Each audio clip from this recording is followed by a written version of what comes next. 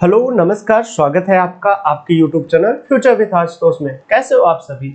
आज जो टॉपिक है, मैं क्लास 6 की जियोग्राफी न्यू एनसीईआरटी स्टार्ट कर रहा हूँ। जियोग्राफी की न्यू एनसीईआरटी जब तक खत्म नहीं हो जाएगी तब तक मैं पर डे क्लास लिया करूंगा आपकी, चाहे लाइव क्लास लूं चाहे वीडियो सेशन लूं, लेकिन आपकी एक क्लास पर डे हुआ करेगी। अब मेरा टारगेट ये है कि 6 लेके 12 तक की सारी एनसीईआरटी को धीरे धीरे कवर कर देना है। ऐसा क्यों कर रहा हूं मैं? क्योंकि अभी कल आपने देखा होगा यूपीएससी ने अपने पेपर को कैंसिल कर दिया। अपने पेपर यानी आईएएस के पेपर को पोस्टपोन कर दिया। जो 27 तारीख को होने वाली थी, 27 जून को, वो पोस्टपोन कर दिया गया। 10 अक्टूबर को होगी। अब 10 अक्टूबर को होगी। इसको नजर में रखते हुए मैं 2 से 1 डेढ़ महीने में पूरी एनसीईआरटी को खत्म कर दूंगा। आपको कुछ भी परेशान होने की जरूरत नहीं है। सिर्फ और सिर्फ अपने कान में ईयरफोन ठूसिए और वीडियो देखना स्टार्ट करिए, क्योंकि इसमें एक एक बारीकियों को मैं बताऊंगा। आपको शायद एनसीईआरटी पढ़ने की आवश्यकता भी नहीं पड़ेगी। चलिए वीडियो स्टार्ट करते हैं, बातें तो होती ही रहेंगी। पहला जो चैप्टर है वो है सौर मंडल में पृथ्वी। सौर मंडल में पृथ्वी, इससे आप समझ में आ रहा होगा कि कैसा है। देखिए यहाँ पे एक छोटा सा इमेज दिया है, यहीं से मैं स्टार्ट करता हूं। देखिए सौर मंडल क्या है, पहले उसको बता देता हूं, फिर कहानियां पढ़ता हूं। सौर मंडल है क्या चीज? सोलर सिस्टम, ठीक है। सोलर सिस्टम से स्टार्ट करते हैं। सोलर सिस्टम में सूर्य एकमात्र तारा सूर्य है। एकमात्र तारा सूर्य है, ठीक है। सूर्य एकमात्र तारा है। देखिए यहाँ पे उसके चारों तरफ 8 ग्रह, 8 ग्रह, क्षुब्ध ग्रह, साथ ही ग्रह, क्षुद्र ग्रह और कुछ पत्थर, मतलब और सब चीजें टहलती रहती हैं। ये चीजें आपको आगे देखने को मिलेगी, ठीक है। क्लास 6 का लेवल है, एकदम बच्चों की तरह पढ़ने वाले हैं हम, इसको ध्यान रखिएगा। सूर्यास्त के बाद आकाश को देखना कितना अच्छा लगता है। आसमान के पहले 1 या 2 चमकते हुए बिंदु ही दिखाई देते हैं, लेकिन बाद में इसकी संख्या बढ़ती जाती है। ये कह रहे हैं कि जैसे सूर्यास्त के बाद, सूर्य जब अस्त हो जा रहा है, उसके बाद देखिए तारे दिखने लगते हैं आसमान में। मेरा सवाल ये है कि क्या तारे बाद में आते हैं सूर्यास्त के, कि पहले ही मौजूद रहते हैं? तो आपको बता दूं, सभी तारे मौजूद रहते हैं, लेकिन सूर्य हमारे सबसे नजदीक का तारा है, इसलिए ये अधिक चमकीला दिखता है और ज्यादा चमकीली सतह के पीछे और सब चीजें नहीं दिखती हैं। ये ध्यान रखिएगा, ठीक है। सूर्य एकमात्र तारा है अपनी सौर मंडल का, ये भी ध्यान रखिएगा। मुझे एक चीज याद आ रही है, बचपन में एक कहानी, बचपन में डीडी न्यूज में एक कार्यक्रम आया करता था। कार्यक्रम का तो नाम नहीं याद है, लेकिन उसका एक गाना मुझे याद है। सौर मंडल में देखो कितने तारे, टिमटिमाते कितने तारे। वो गलत बताया जाता था। सौर मंडल में सिर्फ एक तारा है। अगर कभी भी प्रश्न आए तो वो ध्यान रखिएगा, ठीक है। आगे पढ़ते हैं। लेकिन बाद में उनकी संख्या बढ़ती जाती है, आप उनकी गणना नहीं कर सकते। संपूर्ण आकाश गंगा में छोटी छोटी चमकदार वस्तुओं से भरा है, जिसमें से कुछ चमकीले हैं और कुछ धुंधले हैं।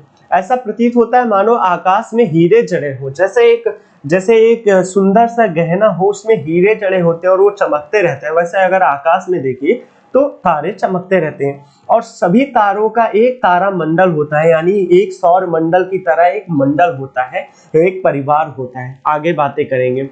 ये बिना किसी टिमटिमाहट के चंद्रमा के समान चमकते रहते हैं, ठीक है। आगे चलते हैं, आगे बढ़ते हैं, और आगे कहानी आती है कि क्या लिख रहे हैं। देखिए ये चमकीली वस्तुओं के साथ अब आप लगभग चंद्रमा की स्थिति भी देख सकते हैं। अलग अलग समय पर अलग अलग प्रकार की स्थितियां दिखाई देती हैं। आप पूर्ण चंद्र को लगभग 1 महीने में एक बार देखते होंगे। यह पूर्ण चंद्र की रात पूर्णिमा कही जाती है। क्या कही जाती है? पूर्ण चंद्र की रात पूर्णिमा कही जाती है। आपने सुना होगा चंद्रमा की कलाओं के बारे में, आपने सुना होगा चंद्रमा कि 27 दिनों में विभिन्न विभिन्न रूपों में होता है। आगे चर्चा करेंगे। इसमें से जिस दिन पूरा चंद्रमा दिखता है, पूर्ण चंद्रमा दिखता है, उस दिन क्या बोलते हैं हम उसको? पूर्णिमा की रात बोलते हैं। और जिस दिन चांद नहीं दिखता, जिस दिन चांद नहीं दिखता, उस दिन हम कहते हैं अमावस्या। अमावस्या। जैसे इसी चांद के कॉन्सेप्ट में कई त्योहार बने हुए हैं। जैसे मुस्लिम धर्म में, जैसे ईद का त्योहार चांद पे डिपेंड करता है। भारतीय हिंदू धर्म में भी बहुत सारे त्योहार बने हैं। आगे चर्चा करते हैं, इसमें बहुत अच्छे से दिया गया है। एक एक बातें देखते हैं। क्या आपने इस बात पर आश्चर्य नहीं होता कि दिन के समय चंद्रमा और सभी छोटी चमकीले वस्तुएं क्यों नहीं दिखाई देती? बता ही दिया, क्योंकि सूर्य के अत्यधिक तेज प्रकाश के कारण रात के समय चमकने वाली वस्तुएं हम देख नहीं पाते।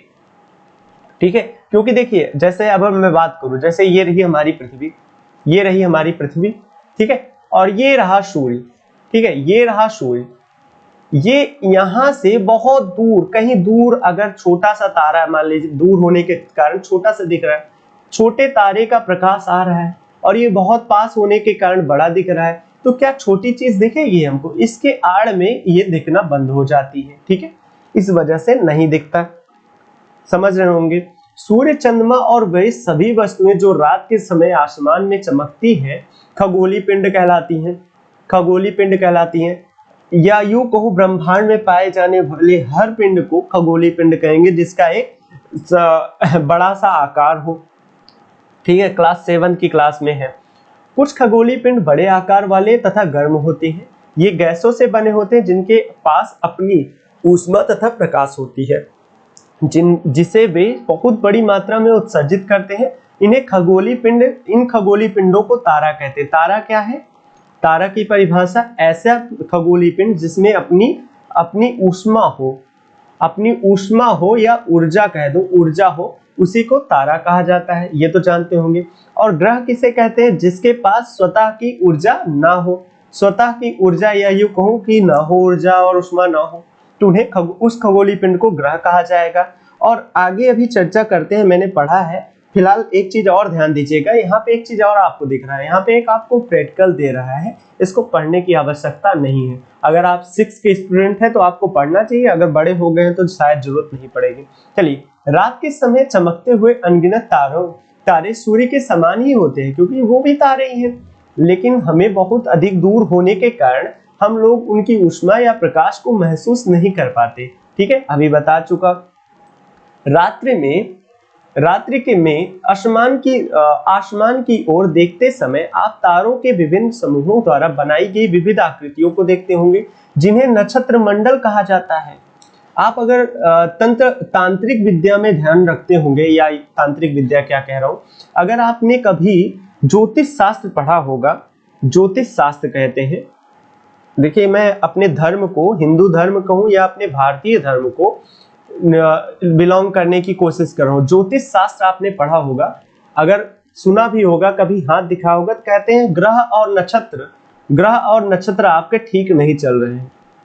नक्षत्र क्या चीज होती है? जैसे एक चीज बहुत बारीकी समझिएगा, इस कॉन्सेप्ट को समझने के लिए आपको बहुत समय लग सकता है, जैसा कि मुझे लगा था। आए दिन आप अगर नक्षत्र के बारे में अगर मैं पूछ लूं कि ये नक्षत्र क्या है, तो जियोग्राफी ऑप्शनल लिए हुए बच्चे को ये नहीं पता होगा कि नक्षत्र क्या है। देखिए, अब मैं एक चीज देखता हूं जैसे ये सूर्य है, ठीक है, सॉरी पृथ्वी है, ये पृथ्वी लिख रहा हूं, देखिए पृथ्वी है, ये ई से हमारी अर्थ हो गई।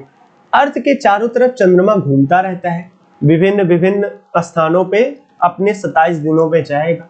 27 दिनों में जाएगा, जहां से जाएगा एक विशेष तारा मंडल की तरफ से गुजरेगा। आसमान में बहुत सारे एक समान से दिखने वाले तारा मंडल है, जैसे आपने ऋषि मुनि के नाम पे रखा जाता है, जैसे सप्त ऋषि के नाम से जानते होंगे, आगे देखने को मिलेगा।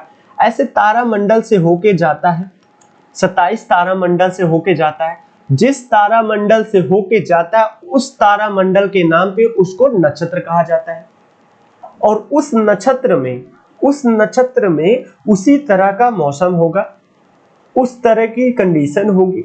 इसलिए ज्योतिष शास्त्र में यही देखा जाता है कि बच्चे का जन्म या बच्चे की स्थिति क्या है, नक्षत्र में क्या है, और उस हिसाब से एक पूरी कल्पना की जाती है कि ऐसा हो सकता है, जो कि अधिकतर सही होता है। बाद के दिनों में यही विदेशियों वालों ने, नासा वालों ने इसी ज्योतिष शास्त्र को अपना जियोग्राफी नाम दे दिया। ठीक है, तो ऋषि मुनि यही देख देख के पढ़ा करते थे, और आज हम लोग उनकी मजाक उड़ाया करते हैं। अर्सा मेजर या बिग बियर इसी प्रकार का एक नक्षत्र है। ठीक है, बहुत आसानी से पहचाने जाने वाला नक्षत्र मंडल है। सप्तऋषि यह 7 तारों का समूह है, जो नक्षत्र मंडल अर्सा मेजर का भाग है। एक बार ये पीसीएस में प्रश्न आया था, पीसीएस यूपी पीसीएस की बात कर रहे हैं, यूपी पीसीएस में एक प्रश्न आया था किस साल आया था मुझे आइडिया नहीं है, लेकिन आया था, मैंने इसको किया हुआ है। तो ये एक इंपॉर्टेंट चीज हो जाती है। और साथ ही जो मैंने नक्षत्र के बारे में बताया, नक्षत्र मंडल क्या है, ये जानना आपके लिए बहुत इंपॉर्टेंट हो जाता है। कभी आप चर्चा करेंगे जियोग्राफी की, तो उसमें आप चर्चा के विषय में अपने आप को एक, कहते हैं ना कि बात कर सकते हैं, बहुत अच्छे से बात कर सकते हैं, लोगों को आप अपनी प्रतिभा दिखा सकते हैं, या कभी बात हुआ इंटरव्यू में भी तो आप अच्छे नंबर पा सकते हैं। प्राचीन समय में रात्रि में दिशा निर्धारण के लिए एक तारे का प्रयोग करते थे, उसका नाम था ध्रुव तारा। प्राचीन लोग, ऋषि मुनि आसमान की तरफ देखते थे, एक तारा था जिसका नाम था ध्रुव तारा। ध्रुव तारा को देखकर वो दिशा को डिसाइड करते थे। देखिए मैं बता दे रहा हूं, फिर वही चीज लिखा है। ध्रुव तारा क्या होता था, ध्रुव तारा हमेशा उत्तर की दिशा में हमारे ऊपर, हमारे सीधे ऊपर ही दिखता है, मतलब हमारे सर के ऊपर ही दिखेगा।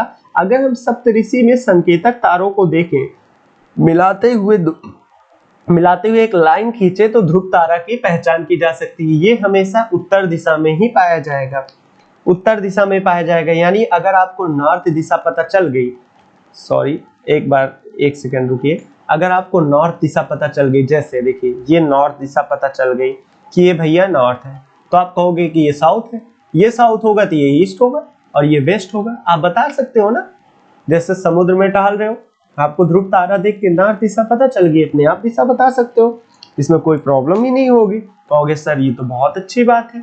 वही चीज यहाँ पे लिखा गया है, यहाँ से लेके यहाँ तक पूरा लिखा गया है, ये वाली बातें जो मैंने अभी बताई। कुछ खगोलीय पिंड में अपना प्रकाश और ऊष्मा नहीं होता, वे तारों के प्रकाश से प्रकाशित होते हैं, जिन्हें ग्रह कहा जाता है। जो मैंने अभी ग्रह की परिभाषा बताई, ग्रह क्या होते हैं, जिनके पास स्वतः की ऊर्जा और ऊष्मा नहीं होता, प्रकाश भी नहीं होता, वो किसी ग्रह पर निर्भर होते हैं। ग्रह को अंग्रेजी में कहा जाता है प्लैनेट। क्या कहा जाता है, प्लैनेट। और प्लैनेट शब्द जो है वो बना है ग्रीक भाषा के प्लेनेटाई से, प्लेनेटाई, जिसका अर्थ होता है परिभ्रमक, यानी चारों तरफ घूमने वाला, परिभ्रमक, चारों तरफ घूमने वाला, जिसका नाम है परिभ्रमक। क्लियर है। इससे तारों का नाम दिया गया, ग्रहों का नाम दिया गया है। ग्रह कौन कौन से हैं हमारे, अगर देखा जाए तो ग्रह आगे देखिएगा, पृथ्वी भी एक ग्रह है, ठीक है, पृथ्वी जिस पर हम रहते हैं वो भी एक ग्रह है। और संपूर्ण प्रकाश और ऊष्मा सूर्य पर निर्भर करती है, जो पृथ्वी के सबसे नजदीक का तारा है। पृथ्वी का सबसे अधिक दूरी से, जैसे चंद्रमा से देखने पर यह चंद्रमा की तरह चमकती हुई प्रतीत होती है। और चंद्रमा में भी स्वतः का प्रकाश नहीं है। अगर मैं कहूं कि चंद्रमा पृथ्वी का एकमात्र उपग्रह है, ठीक है, एकमात्र उपग्रह है। आगे चलते हैं, आगे बढ़ते हैं। आगे दिया गया है, यहाँ पे आपको ये मैप में दिख जाएगा, यहाँ पे आपको ग्रहों की स्थिति बताई गई है। मैं इसको आपको बता देता हूं आगे चल के, ठीक है। चलिए, आसमान में दिखने वाला चंद्रमा एक उपग्रह है।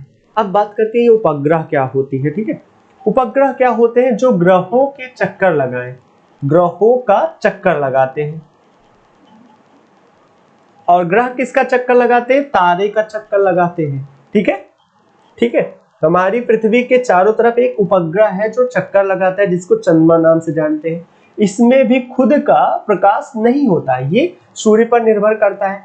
और इसकी जो गति है, अब देखिए हमारी पृथ्वी समान 7 अन्य उपग्रह, 7 अन्य ग्रह हैं जो सूर्य से प्रकाश और ऊष्मा प्राप्त करते हैं। उनमें से कई हमारे पास, कई के पास तो चंद्रमा की संख्या बहुत अधिक है, जैसे शनि के पास बहुत ज्यादा है, यूरेनस के पास भी है, और बृहस्पति के पास भी है। सौर मंडल, सूर्य और 8 ग्रह, उपग्रह और कुछ अन्य खगोलीय पिंड जैसे क्षुद्र ग्रह, उल्का पिंड से मिलकर सौर मंडल बनता है। देखिए अब मैं यहाँ छोटा सा बनाता हूँ, जैसे ये रहा सन, सन के किनारे 8 ग्रह है, चक्कर मार रहे हैं, और क्षुद्र ग्रह चक्कर मार रहे हैं, बता रहा हूँ, क्लियर कर रहा हूँ, ठीक है। और उपग्रह चक्कर मार रहे हैं, और कुछ खगोलीय पिंड चक्कर मार रहे हैं, खगोलीय पिंड चक्कर मार रहे हैं।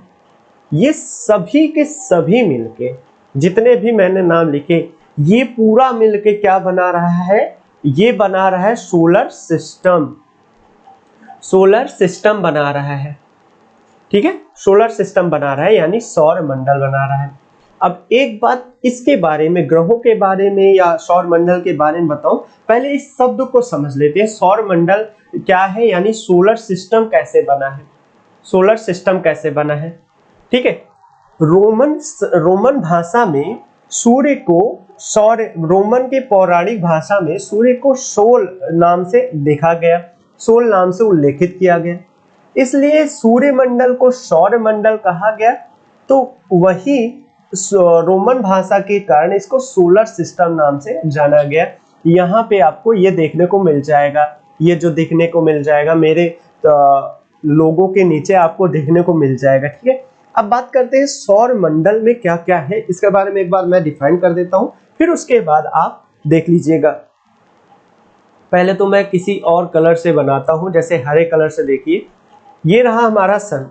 ठीक है, सन के आगे 8 ग्रह हैं, जैसे 4 ग्रह 1 2 3 4, ये बुध,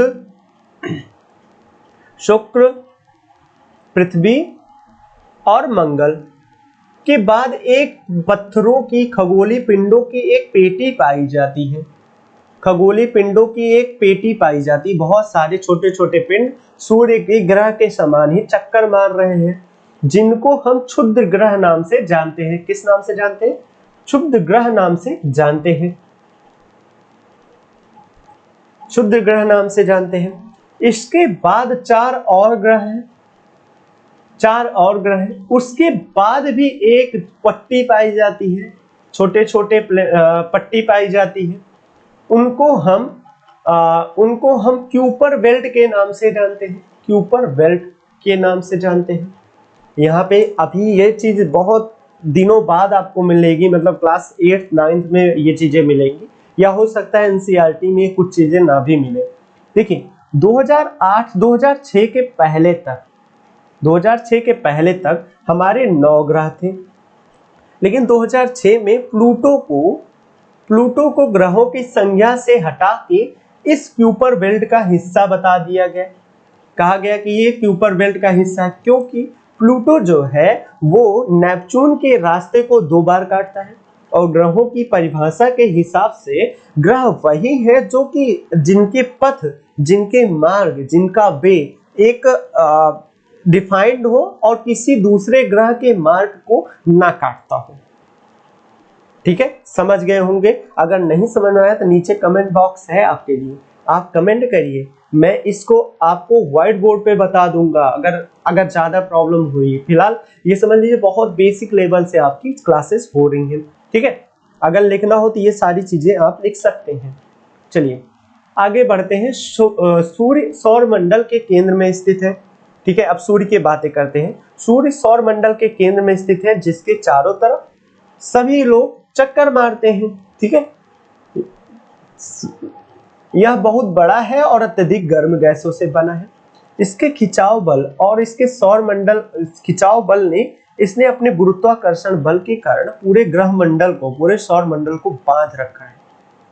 सोलर हवाएं चलती हैं, ठीक है, सौर पवनें चलती हैं। सौर पवनें क्या होती है, इसको यहाँ पे मैं नहीं डिफाइन करूँ, बहुत ज्यादा हो जाएगा आपके लिए। सूर्य सौर मंडल के लिए प्रकाश और ऊष्मा का एकमात्र साधन है। ठीक है, एकमात्र साधन है और विशाल साधन है। हमारी पृथ्वी का 99.9% ऊर्जा का स्रोत केवल और केवल कौन है? सूर्य भगवान है, हमारे सन है। ठीक है, लेकिन हम इसके अत्यधिक तेज ऊष्मा को महसूस नहीं करते, क्योंकि सूर्य सबसे नजदीक तारा होने के बावजूद हमसे बहुत दूर है। इसकी दूरी लगभग 15 करोड़ किलोमीटर है। ठीक है, अगर मैं सबसे नजदीक की बात करूं 14.7 करोड़ किलोमीटर आता है, और सबसे दूर की बात करूं तो 15.2 करोड़ किलोमीटर आता है। सबसे दूर वाले को एपीलियन बोलते हैं, अपसौर स्थिति बोलते हैं। क्या बोलते हैं? अपसौर स्थिति बोलते हैं। और सबसे नजदीक वाले को उपसौर स्थिति बोलते हैं। ठीक है, उपसौर स्थिति बोलते हैं। अपसौर की स्थिति ठंडियों में पाई जाती है, जब उत्तर भारत में ठंडियां पाई जाती हैं। गलत नहीं बोल रहा हूँ, उत्तर भारत में ठंडियों में, यानी दिसंबर और जनवरी के महीने में। 3 जनवरी को सूर्य सबसे नजदीक होता है पृथ्वी के। मैं फिर से दोहरा रहा हूँ, 3 जनवरी 3 से 4 जनवरी को सूर्य सबसे नजदीक होता है पृथ्वी के, और होने के बावजूद ये पृथ्वी क्यों ठंडी रहती है ये आप कमेंट बॉक्स में मुझे बता सकते हो, या आने वाले दिनों में मैं बताऊंगा। दिमाग मत लगाइएगा, जो बोल रहा हूँ इसको लिख लीजिएगा। अपसौर और उपसौर में आपको कंफ्यूजन होती होगी। आप अपसौर और उपसौर, अप माने बड़ा, ठीक है, आप हमेशा बड़े होते हैं, या आ से याद कर लो ना कि आशुतोष सर है, आशुतोष सर हमेशा बड़े ही बड़े बड़े काम करते हैं, ये याद कर सकते हो, या मैं अपने हिसाब से याद करता हूँ, ठीक है। चलिए आगे बढ़ते हैं। नेक्स्ट जो बात आती है ग्रहों की बात आती है, ग्रहों की। ग्रह कौन कौन से है, देखिए कौन कौन से हैं। तो यहाँ पे एक फॉर्मूला लिखा गया 8 ग्रहों के याद करने के लिए। My very efficient mother just served us nuts. N से होगा मरकरी, वी से होगा वीनस, ई से होगा अर्थ, एम से होगा मार्स, जे से होगा जुपिटर, एस से होगा सैटर्न, यू से होगा यूरेनस, एन से होगा नेपच्यून।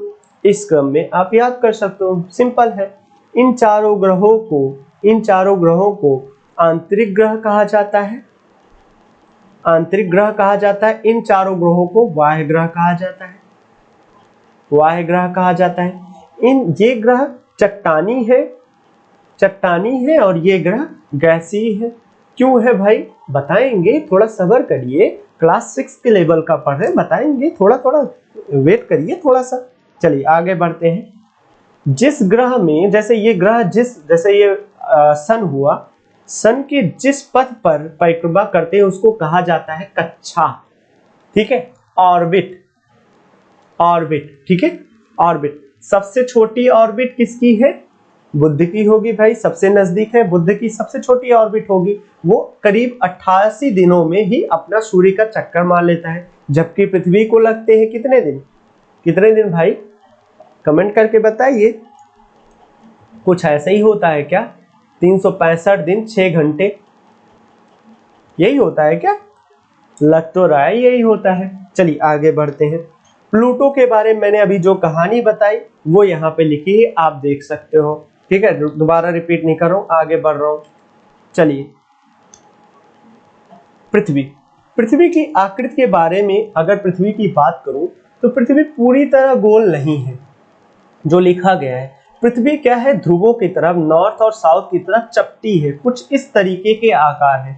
ये मैं कुछ ज्यादा ही चपटा बना रहा हूँ जिससे आपको चीजें समझ में आ जाए। पृथ्वी का आकार ध्रुवों की तरफ चपटी है और भूमध्य रेखा पर ये उभरी हुई है। इस आकृति को भू-आभ हिंदी में बोलते हैं और इंग्लिश में जियोइड बोलते हैं। जियोइड संरचना होती पूरी तरह अर्थ नहीं होता है। जो भू-आभ का अर्थ होता है पृथ्वी के समान आकार, ठीक है, नया शब्द ही बनाया गया। जीवन के लिए अनुकूल परिस्थितियां केवल पृथ्वी पर ही है, पृथ्वी के अलावा कहीं जीवन नहीं, अगर होगा तो अभी हम खोज कर रहे हैं, अभी हमें पता नहीं है। हाँ अलग बात है कि मार्वल स्टूडियो में सबको, चाहे थॉर हो, कैप्टन अमेरिका हो, पता नहीं कौन कौन से हैं, सब बना दिए गए, कैप्टन मार्वल्स है, ये सब भाई कोरी कल्पना है, ठीक है, कोरी कल्पना के अलावा कुछ नहीं है, ठीक है। सुपरमैन कोरी कल्पना है, कभी सोचिएगा नहीं। क्रिस में जादू कोरी कल्पना है, ठीक है, अभी ऐसा कोई प्रमाण नहीं मिला। हालांकि उड़न तस्तरियां देखी जाती हैं, उनके बारे में अभी कुछ बता नहीं सकते। बात हो रही आसमान की, बात करें तो आसमान हमें हल्का नीला रंग का दिखाई देता है, लेकिन वास्तविक कलर आसमान का क्या है, वास्तविक कलर आसमान का काला है, ठीक है। अगर पृथ्वी को दूर से देखा जाए तो ये पानी की मौजूदगी के कारण नीला दिखाई देता है, इसलिए इसका नाम नीला ग्रह है, ठीक है। चंद्रमा की बात करते हैं। देखिए अलग अलग किताबों में मैंने देखा है, अलग अलग किताबों में चंद्रमा को उपग्रह के बजाय चंद्रमा शब्द का प्रयोग कर लेते हैं, ठीक है, कभी कंफ्यूज मत होइएगा, एक लिखने का सही तरीका भी है, एनसीईआरटी खुद ऐसे फॉलो किया है। पृथ्वी का एकमात्र उपग्रह है चंद्रमा, ठीक है, हमारी पृथ्वी के पास केवल एक ही उपग्रह है जिसका नाम है चंद्रमा, ठीक है। मून, चंदा मामा, और पता नहीं कैसे कैसे गाना बनाते हैं, चंदा मामा बनाया जाता है, ठीक है, चंद्रमा, ठीक है। चंद्रमा केवल 1/4 है। यह इतना बड़ा इसलिए प्रतीत होता है क्योंकि हमारे ग्रह में अन्य खगोलीय पिंडों की अपेक्षा नजदीक है। सबसे नजदीक है इसलिए सबसे बड़ा दिखाई देता है, ठीक है। जबकि इसका आकार जो है हमारी पृथ्वी का एक चौथाई है, ठीक है, एक चौथाई है। ये लगभग 3,84,400 किलोमीटर दूर है। यानी अगर प्रकाश को बात करूं, प्रकाश 1 मिनट में यहां तक पहुंच जाता है, ठीक है। आप पृथ्वी से सूर्य और चंद्रमा की दूरी तुलना कर सकते हैं। तुलना करिए भाई अगर मन कर रहा है। यहाँ पे कुछ परिभाषाएं दी गई हैं, आप देख सकते हो, ठीक है। नेक्स्ट पेज पे चलते हैं और बात आती है क्षुद्र ग्रह की। क्षुद्र ग्रह मैंने बता दिया क्या होता है, वही पट्टी, मंगल ग्रह के बाद एक पट्टी जो पाई जा रही छोटे छोटे पिंडों की, वही है क्षुद्र ग्रह।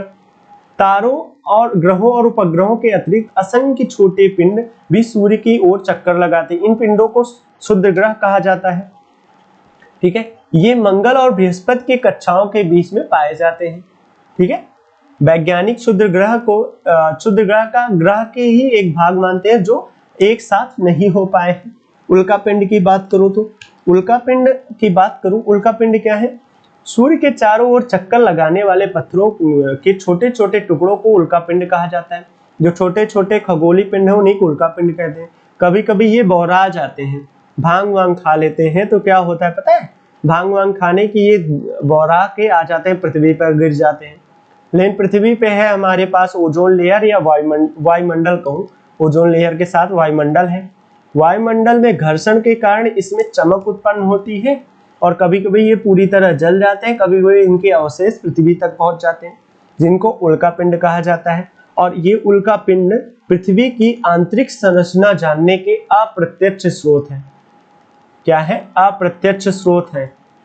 ये प्रश्न आया हुआ है जो मैं लिख रहा हूं, ये आईएएस ने बहुत बार पूछा है, अनगिनत बार पूछा है, मतलब 5 से 6 बार मैं इस प्रश्न को झेल चुका हूं, ठीक है। अप्रत्यक्ष स्रोत आज तक आते हैं, तो यहां से उल्का पिंड भी आपके लिए इंपॉर्टेंट हो जाता है। ये उल्का पिंड भी आपके लिए इंपॉर्टेंट हो जाता है। बात करते हैं आकाशगंगा की। खुले आकाश में क्या अपने तारों वाले खुले आकाश में एक से दूसरी ओर तक फैली सफेद पट्टी को देखा है? ये लाखों तारों का समूह है। इन पट्टी को आकाशगंगा कहा जाता है। जो ताराओं के समूह है ये आकाशगंगा कहलाते हैं। तारों के बहुत सारे तारों का एक समूह, एक जैसे दिखने वाले, इनको कहा जाता है आकाशगंगा, यानी गैलेक्सी, ठीक है, गैलेक्सी। और हमारी गैलेक्सी का नाम क्या है? मिल्की वे, क्योंकि हमारी गैलेक्सी जो है वो हल्की धुंधली कलर की दिखाई देती है, इसलिए इसका नाम मिल्क से मिल्की बन गया, मिल्की वे नाम से जाना जाता है, ठीक है। हमारे सौरमंडल इस आकाशगंगा का ही भाग है। कल्पना कीजिए आकाश में प्रकाश से बहती हुई नदी के समान होती है, जैसे कोई नदी बह रही हो और उस नदी में रेत के बजाय तारे लहर रहे हो, तारे बह रहे हो, उस प्रकार से कल्पना कर सकते हैं आप। चलिए आगे चलता हूं मैं। आगे का बात आती है, आगे है आकाशगंगाएं जो होती हैं वो ब्रह्मांड का निर्माण करती हैं। सारी आकाशगंगाएं ब्रह्मांड का निर्माण करती हैं। जब मैं बिग बैंग थ्योरी की बात करूंगा, थोड़ा सा हिंट कर देता हूं।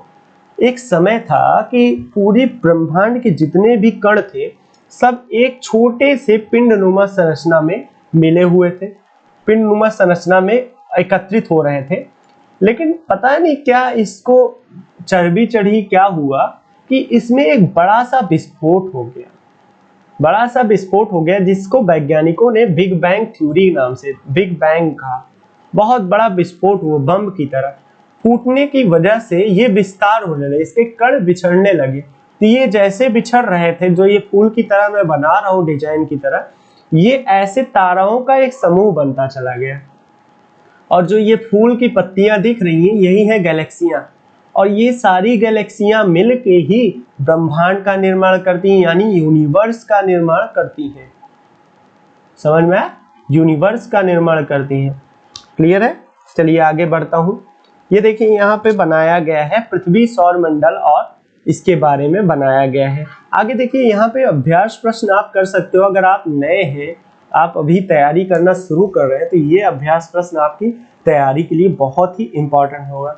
तो उम्मीद कर रहा हूँ पहला चैप्टर आपको अच्छा लगा होगा। पहले चैप्टर से संबंधित कोई भी क्वेरी हो तो आप कमेंट के माध्यम से या मेरे टेलीग्राम चैनल पे जिसका नाम है फ्यूचर विद आशुतोष पे ज्वाइन कर सकते हो और वहां पे अपनी क्वेरी को क्लियर कर सकते हो, हमसे कर सकते हो। उसके अलावा मेरा व्हाट्सएप नंबर भी आपके पास होगा, पूछ सकते हो या आप टेलीग्राम पे पूछिएगा, मैं आपको दे दूंगा। बाकी किसी प्रकार की समस्या हो तो बताइएगा। इसके अलावा मुझे फेसबुक पेज पे भी फॉलो कर सकते हैं और इंस्टाग्राम पे भी मैं आ गया हूँ। सब जगह मेरा नाम फ्यूचर विद आशुतोष ही है, आप जाके सर्च करिए, आपको मिल जाऊंगे। तो इसी के साथ मैं इस क्लास को एंड करता हूँ। बहुत बहुत धन्यवाद।